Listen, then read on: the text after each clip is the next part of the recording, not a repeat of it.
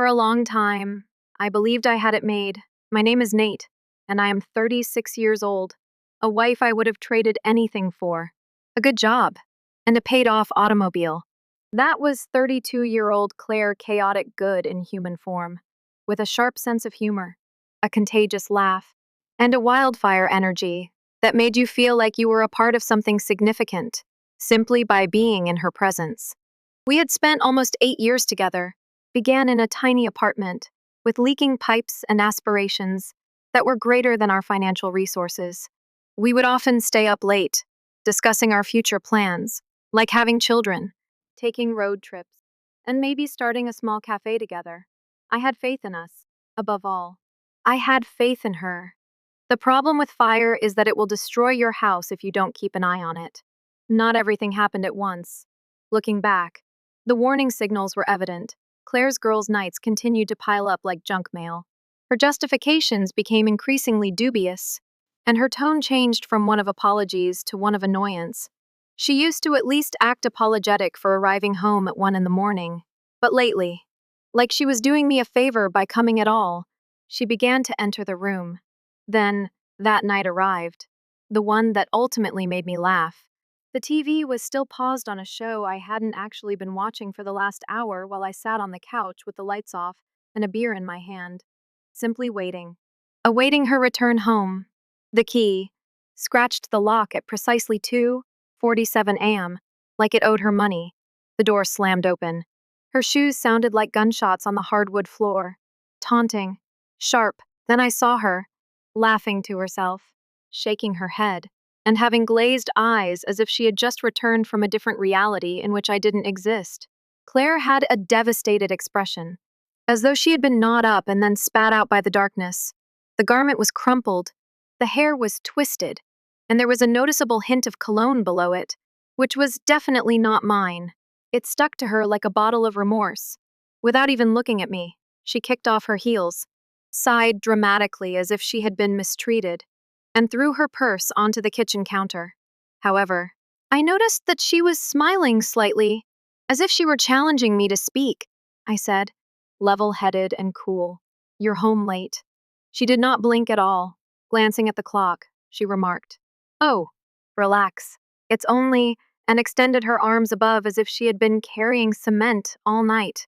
Okay, maybe a little late. I didn't respond. Allow the stillness to grow thick and heavy between us. As if I were the one being silly, she rolled her eyes.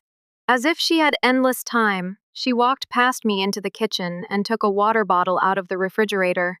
"What? You really don't like that I'm going out?" Still grinning, she said, "Come on, baby. Nights out are essential for girls. We dance, we drink, and we let off steam. That is typical." I became aware at that point. I noticed her leaning back against the counter with one leg crossed over the other. In other words, I didn't. No panties, just a hiked-up dress over exposed skin. After a single, forceful thud, my heart fell away like an elevator cord being severed. "So that's why you didn't have any underwear when you got home?" I asked, maintaining a calm tone of voice. Her grin wavered. "Only a tiny fracture." Then she chuckled. "Gosh, are you really making sure I'm wearing underwear at the moment? You are so insecure." "Nate," she replied, shaking her head as if I were the insane one. "Jesus. So, where are they?" I inquired. "Easy, chilly." As if this were the most stupid conversation ever, she shrugged. "If I find out, hell no. Perhaps I abandoned them in the Uber, or in the club, or I don't know. Maybe when I changed in the bathroom." She hesitated. She caught herself. Quiet. There was a slight lurch in her script. Then that fucking grin once more. "Sorry. I'm sorry." Something inside of me went silent at that one word. Not too loud. Not upset. Simply remained motionless. "So you now consider this to be normal? Are you lying to me? Coming home half-dressed and smelling like someone else?" I inquired, as if I had just accused her of murder. She scoffed and tossed her hair. She remarked, "Oh my God, you're so dramatic," as she approached me with her hips swaying as if she was still in charge. I danced. I drank. I had fun, she said. "That's all." You're behaving like a young boy who is envious. She came to a halt just inches away from me, too near. Her breath was palpable to me. She studied me with a tilt of her head, as if she was waiting for me to lose it. She then gave me a cheek patted. My own cheek. She remarked, God, you're adorable when you're angry. Perhaps the first wouldn't need girls' nights to feel alive if you weren't such a bore. That was the tipping point. I got to my feet. Hurry. Too fast. Her sneer wavered just enough for me to catch the flash of dread in her eyes as she staggered back a step. I didn't, shout. Didn't use profanity. Didn't plead. I simply gazed at her. Allow her to sense it. Allow the quiet to encircle her like a noose. She crossed her arms in an attempt to become better. She sighed. All right. Now you're just being strange. Are you really ignoring me all night? I didn't respond. I turned, went upstairs, shut the door to our bedroom, and locked it. I began erasing myself that night as she slept off her shame in the guest room, or perhaps on the couch. I printed off the divorce documents I had been holding on to for weeks, packed a suitcase, cleaned my phone, and erased my social media. She didn't know. I had no idea that I would be gone by the time she got up tomorrow. Not a word, don't text. No justification, just not there. Furthermore, when did she eventually comprehend what she had thrown away? It would be too late already. I didn't feel like sprinting when I left that residence. It was similar to breathing, sharper than normal. The air was frigid that morning, the sort of cold that actually wakes you up. Before dawn, my automobile began to hum. The door was not slammed by me, didn't make the tires screech, simply left the driveway and continued driving. After one final look in the rear view, there is only the highway and stillness. I had moved on from that house and that existence. I was not returning. Nothing was heard by Claire. She remained unconscious, encased in a cloak of alcohol, conceit, and denial. She would awaken believing that I was still present. I assumed I would be waiting for her in the kitchen, pouting, with questions I'd never get honest answers to, and black circles under my eyes. She believed I was stranded, believed that I was too weak to go. However, I had already come to terms with leaving. I had come to terms with abandoning her. And what time did the morning arrive? At 9:30 in the morning. Claire's alarm went off, buzzing like a grumpy bee on the nightstand, still smelling of alcohol, perfume, and something else I didn't want to think about. She moaned, rolled over, and pressed her face farther into the pillow. She didn't even realize I wasn't there for several minutes. She didn't have any SMS on her phone. No phone calls, no passive-aggressive notes. A bed that is empty, still partly sleeping, she mumbled. Cute. Silent treatment? Uh-huh. Slowly. She sat up and massaged her temples. Whatever she threw down the previous evening left her with a pounding headache, as if I were hiding in the closet or something. She glanced around. However, I wasn't present. The bedroom? No. Not in the kitchen. Nowhere. At last, she became aware. My keys are gone. I lost my wallet. Work phone, lost. She looked in the garage. The car is gone. The arrogant began to crumble now. She sent a text message. Claire, really? Nate, are you truly pouting? Grow up. No response. She gave a call. Directly to voicemail. Tried once more. The same thing. Then she opened the tracker, which she used to joke that I was predictable, and which she feigned to despise, but which she used constantly when she felt I was too quiet. Even though she claimed not to, she enjoyed knowing where I was. Right now. No location is provided. Her stomach churned. She pressed the refresh button. Nothing has changed, standing barefoot and with her makeup smudged. She held a phone that refused to respond in the kitchen, and she felt that little seed of panic sprouting in her gut for the first time in years. However, she quickly buried it. I told myself that I was just being dramatic and that I would return for supper, most likely with some small talk about guilt and flowers. But I had no intention of returning. And in the depths, she was aware of it. She made an effort to act calm that day. She made herself breakfast as if nothing had happened, and she browsed social media as if the removal of my profile didn't hurt. Removed. Disappeared. The same is true for my Spotify, LinkedIn, and work contacts as if I had never been there before. She had lost her appetite by midday. She began to pace, Called once more. Voicemail. Once more. Nothing has changed. By nightfall, she texted. Claire, all right. Really? What are you doing? This is immature. You abandoned me, asked Claire. After a single altercation. Claire, Nate.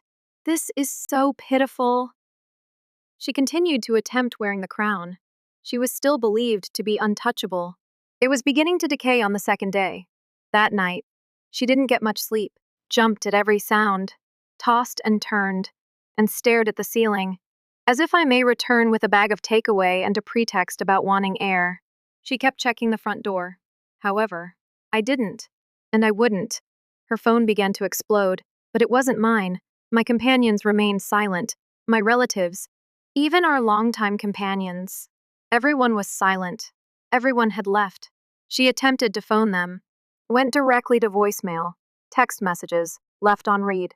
The group chats she dominated before, dead. They weren't ignoring her. They were cutting her off. She wouldn't acknowledge how hard it affected her. She sent a series of messages again. Claire, you're creating a commotion. Nate, you're making a fool of yourself. This is petty, said Claire. Return home. Let's act like adults. I'm not going to wait around forever, said Claire. No response. There's nothing to hold out for. She broke on the fourth day. Her fingers grew white as she sat by herself at the kitchen table, holding her phone tightly. No cosmetics. Hair is a disaster. Still wearing the pajamas I once wore.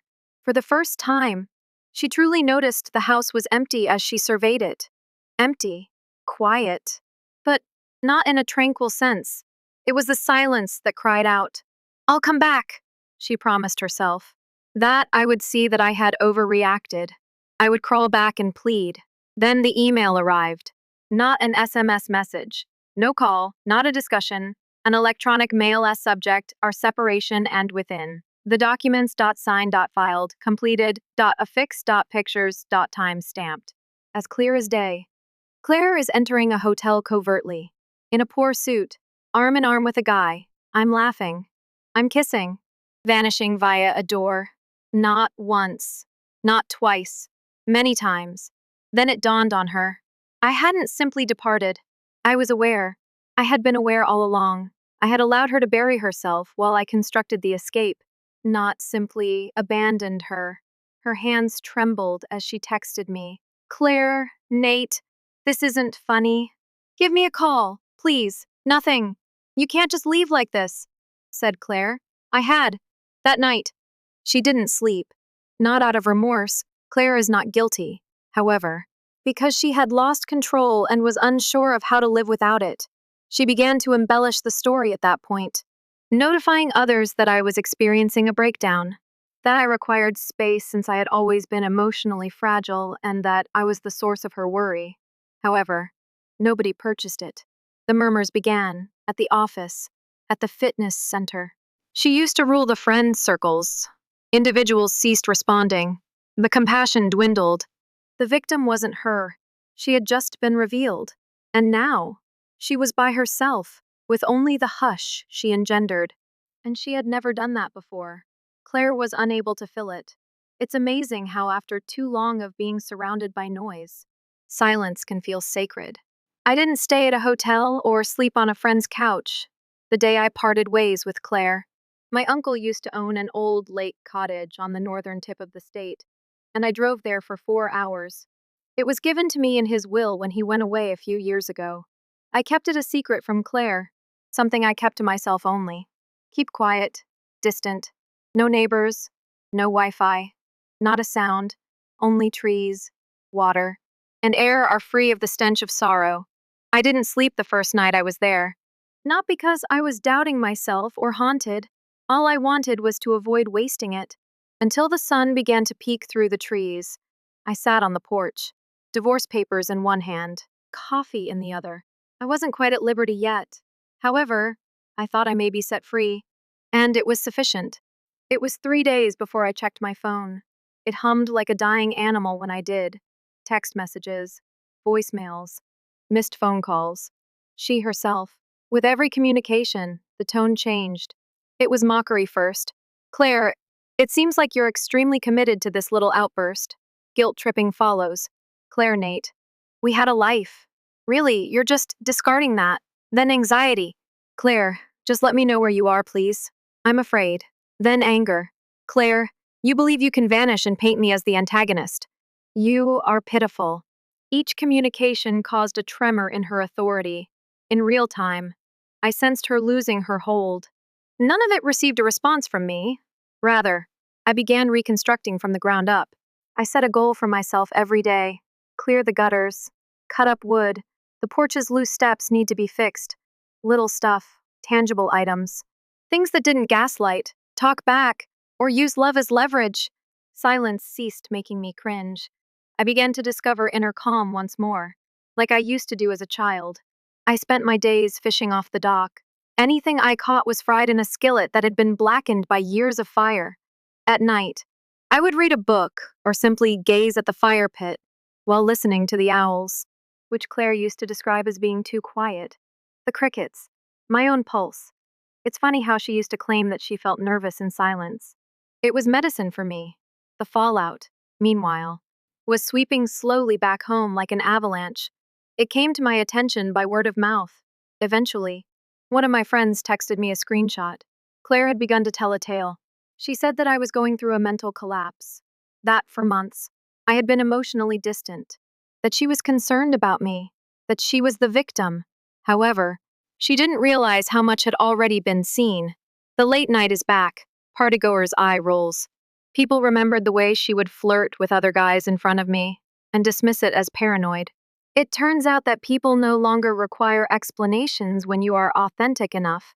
Her falsehoods fell flat. Not now. People began to avoid her. Her friends stopped returning her calls. Some even completely obstructed her. I received a message from one of our mutual acquaintances that simply stated, "Dude, she's spiraling." She was, too. She made the grave error of trying to rely on my family. My sister refused to answer her phone. Through a screen door, my parents instructed her to return home. My mother didn't even blink when she arrived, screaming and saying she was blindsided. "Claire, you are family. Now you're just a story we warn people about," she remarked. Claire was not accustomed to facing repercussions.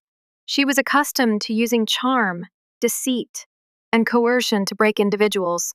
However, this time, everyone had retreated, one by one, similar to witnessing a wildfire extinguish itself. She was by herself. She was frightened by that. Once more, she began messaging. "Claire, Nate, I know I made a mistake. Claire, can we talk?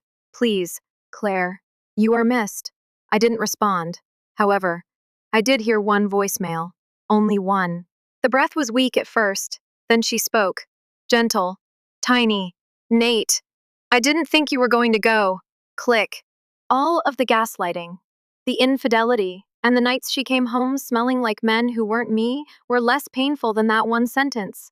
For that reason, that was the reality. She never imagined that I would go.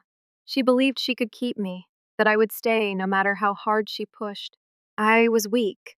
The problem with quiet guys, however, is that we only appear weak because we opt for peace. And when does peace end? We change into something different. She did the unimaginable by the end of the second week.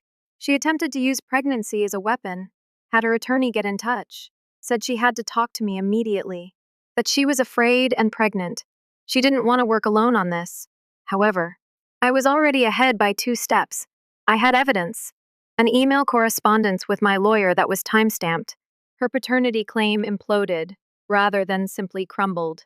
The test request was never even opened by Claire. The truth was not what she desired. Leverage was what she sought. Regretfully, I was no longer a pawn. I can still clearly recall the night I let her go. It was close to midnight, with a nice drink in my hand and a fire crackling softly. I was outside observing the stars. I removed my wedding band, gazed at it for a while, and then threw it into the forest. No words, no music, don't be angry. Simply let go. I had cherished her. I had. God, even though she wasn't deserving. However, love devoid of respect is like a fire without fuel. It burns, dies, and leaves behind smoke where there once was warmth. And now, I was done clinging to a lady who was no longer there and waiting for excuses that would never arrive. We had constructed a house together, and Claire had burned it down. I also had no intention of living in the ashes. It began with murmurs. At least, that's what Claire told herself. Nothing to be concerned about, just quiet. Tiny echoes. They look at their jobs, the protracted silences when she entered a room, when she talked. Conversations would pause, but now they do so because she did. She kept her cool, laughed louder and smiled more broadly, wore armor like crimson lipstick. I told myself that others were simply envious, that Nate's departure was merely a blip, that he would return. However, jealousy was not the reason why people were whispering. They had seen the truth and were whispering. Because Nate had opened the floodgates, not simply left. He had given her the divorce email along with all the attachments, including legal paperwork, hotel timestamps, and pictures. However, it was released by someone else. A friend, perhaps. Perhaps a family member. Didn't matter. Now it was out. It existed on the internet. One sentence from Nate's sister in a modest post. When someone shows you who they are, believe them. Under it, a picture of Claire, walking hand in hand with an unknown person and entering a hotel as if it were normal, since it was. The remarks were harsh. Some people demand loyalty that they truly don't deserve. He escaped a bullet. Can you imagine losing someone so devoted and still being arrogant about it? They didn't know her. She reassured herself that strangers are unimportant. The stillness in her own life followed, though her buddies came first. The people she used to lie to, joke with, and drink with. She extended her hand, one by one, began by using the group chat. Claire, is it really true that Nate left? Not a warning, nothing. Claire, you two ought to speak with him. Inform him that his actions are absurd. The answers were slow, hesitant. Lana, come on. Claire, I think you should just let him go, said Michelle. Jessica, I don't think you're the victim here. V. He literally has proof. Claire, now, are you serious? People are constantly dishonest. It's not a huge concern. It occurs. And they were gone in an instant. Her alerts changed to exits one by one. Michelle ended the conversation. Jessica comes next. Then Lana, everything is gone. No justifications. Nothing but quiet. She gave them a call. Nobody responded. Messages were sent. Everything was left on read. At work, the next blow was delivered. 2 days later, she entered the office as if nothing had happened. Back straight. Makeup perfect. Heels on marble. However, the temperature had shifted. The customary nods. Lost. The grins. Not present. Her supervisor, who used to listen intently to everything she said, seldom looked at her. Normally lively, talkative, and enthusiastic. Her assistant hardly said hi, kept discussions brief, mechanical. It was in her head, she told herself. Right up until noon. The frigid air pressed in from all sides as she sat in the break room, browsing through her phone. Then she noticed the post once again, moving around. Someone in accounting made the suggestion. A comment thread beneath it. She recognized the names. Guess girls' night doesn't mean what it used to. Yikes. How do you come back from that? I hope Nate's thriving. Claire's throat became constricted. She threw down her phone and got up too quickly, slamming her knee on the table. Nobody raised their heads. Here, she wasn't a victim. No one misinterpreted her. She had just been revealed. Claire felt helpless for the first time in her life. Not disregarded. Not thrown out. Irrelevant. Her words were no longer important to anyone. Once sharp enough to order rooms, her voice had faded to white noise. Her own family had distanced themselves from her. Her aunt unfollowed her. Her sister stated she didn't want drama around the kids. And her cousin texted her to take time and reflect. As usual, she tried rotating it. He simply departed. He went overboard. You are aware of Nate's sensitive, dramatic, and overly emotional nature. Now, however, nobody was paying attention, and you start chatting to yourself while no one else is listening. There she was, seated in the living room, her lips smeared with wine, looking at the door as if it were apologizing to her. There was a dense quiet, heavy. She loved stillness once, claimed that it gave her a sense of control. Nate was acting appropriately, they said, that all things were in their place. Right now, it had the feel of a grave. Her stomach twisted at every floor creak. Her heart skipped a beat with every sound outside, not because she was afraid, but because she had hope. It must be him, she hoped. That perhaps, just possibly, Nate had returned. However, he never did. She grabbed her phone, opened our most recent message exchange. Blue bubbles scroll after scroll, hers alone. None of them were answered. Then she took action.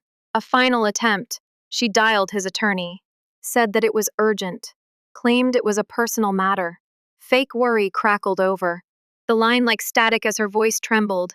She muttered, "I think I'm pregnant, and I need to talk to Nate." Quiet. Then someone laughed. The lawyer responded in a monotone voice. "Nice try. Verify your email." Click. She accessed her email. It was there. Subject, request for paternity test, ILD. Time stamped. Expected. Nate was aware. He had anticipated this. Every action, every justification, all lies. He had stopped reacting. He had finished playing. Claire hung up, on the hardwood floor. It bounced once before going quiet. Like every other item in her life. She surveyed the area. There was nothing in the wine glass. Her pals had left. Her relatives felt embarrassed. She had a really frigid job. What about Nate? Nate was not present. Not even in her shadow. There was nobody left for her to lie to. Nobody is left to fool. At last, she uttered it out for the first time. I lost him. Not the home. Not the union. Not the way of life. He. The only man who ever showed her genuine love. The sole individual who remained during the entire fire. She had also exhausted him. I had no intention of seeing her ever again. That night, when I left, I meant it. When I signed the paperwork, packed my bag, and cleaned the slate, I meant it. Some exits don't require farewells. Silence is preferable for certain farewells. One afternoon, however, a formal note that had been filtered through my lawyer's office arrived. A meeting is being requested by Claire Davis. She wants to talk to you face to face. My initial reaction was to disregard it. Keep quiet. Allow her to twist. However, I then thought no. Show her what she's lost. She no longer frightens me. So let her sit across from me. That she has lost her power. That the Nate she remembers is not me. I chose a cafe as a result. Peaceful location on the outskirts of the city. Neutral territory. No recollections. Only 2 chairs and a table. No safety net. I arrived 5 minutes ahead of schedule. She was seated there already. She was, of course. When Claire felt she was losing, she always preferred to be first. As I entered, she looked up, and for a brief moment, I had a glimpse of something behind her eyes. Not regret, not remorse. I hope. But when she actually saw me, that quickly disappeared. She didn't know me as a man. I no longer had slouched shoulders. I didn't look around the room as if I was trying to find a way out. I was no longer burdened by her attitude. I appeared to be at ease, with her arms crossed like armor and her lips taut. She grinned. She said, "You finally decided to stop sulking." As if she hadn't blown up our lives, and we were just getting over a small quarrel. I didn't return the smile. I moved into the seat across from her and remarked, "I never pouted, I planned." She blinked. That caught her off guard. Behind her eyes, I observed the change.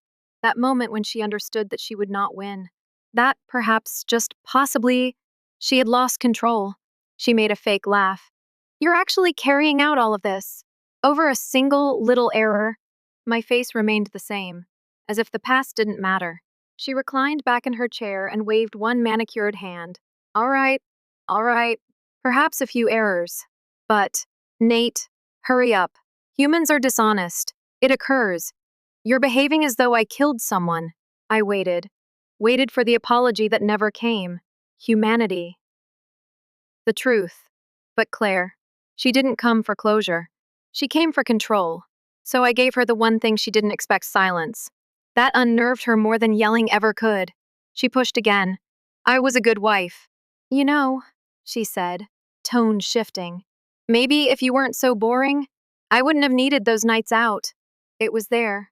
The dagger she thought still had teeth. I tilted my head. Keep quiet. Measured. You still don't get it, I said. She paused. What's that supposed to mean? I leaned forward, rested my elbows on the table, looked her dead in the eye. I didn't leave because you cheated. Claire, I said, voice low, even, final. I left because you weren't worth staying for. The silence between us went nuclear. Her mouth opened, closed, her hands clenched on the edge of the table. You're unbelievable, she hissed. I shrugged. I used to be. She searched for something anger, pity, guilt, anything to throw back. But there was nothing left. No weak spots, no open doors. Just me, calm, untouched. Look, she said, softening. I miss you. Nate, I know I messed up. But what we had, it meant something. I made a mistake. I regret it every day. She reached for my hand. Her voice was even trembling. It might have worked once, but not now. I didn't move. You don't miss me, I said. You miss the version of me who let you treat him like shit. She flinched. You miss the guy who forgave you before you apologized. The guy who made excuses for your nights out. Who cooked you breakfast the morning, after you came home smelling like someone else. Her eyes welled, but no tears fell. You miss control. Claire, that's what this is, but I'm not yours anymore. I stood up. Her voice cracked as I pushed the chair back. You can't just walk away, she whispered. I looked down at her. I already did. And then I left. Didn't look back. Didn't need to. Some people only learn the weight of love after they've dropped it. Claire was never going to carry it right. And me. I'm doing okay. The cabin's still mine. The peace is deeper now. The silence feels earned. Real. Full of breath instead of dread. I go fishing. I write. I'm rebuilding. Slow and steady. Not looking for someone else. Just learning how to be someone whole. Sometimes I still think about her. Not with hate. Not even anger. Just clarity. I think about the man I was, how small I made myself just to fit her idea of love. And I think about how far I've come from him. So, if you're reading this, and you're sitting in your own dark living room waiting for someone who comes home late smelling like lies, leave. Walk out. Pack the bag. And don't look back. Because sometimes the biggest act of love is loving yourself enough to walk away.